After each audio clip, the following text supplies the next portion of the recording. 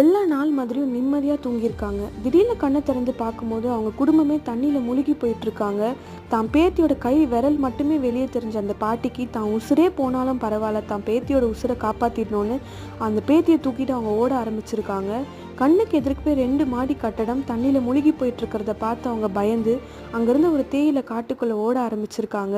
கொஞ்சம் தூரம் ஓடினதுக்கப்புறம் எதிர்க்க பார்த்தா 3 காட்டு யானை அவங்கள நோக்கி வருது. அதுலேயும் ஒன்று கொம்பன் யானை.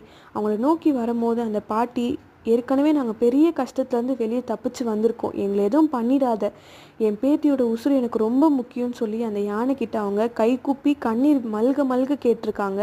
அப்போது அந்த யானையோட கண்ணில் இருந்து கண்ணீர் வரதை பார்த்து அந்த பாட்டி, கண்டிப்பாக இந்த யானை நம்மளை எதுவும் பண்ணாதுன்ற ஒரு நம்பிக்கையில் அவங்க அங்கேயே தூங்கிட்டாங்க. காலையில் கண்ணை திறந்து பார்க்கும்போது அந்த 3 யானையுமே அவங்களுக்கு காவலாளியாக நின்றுருக்கு.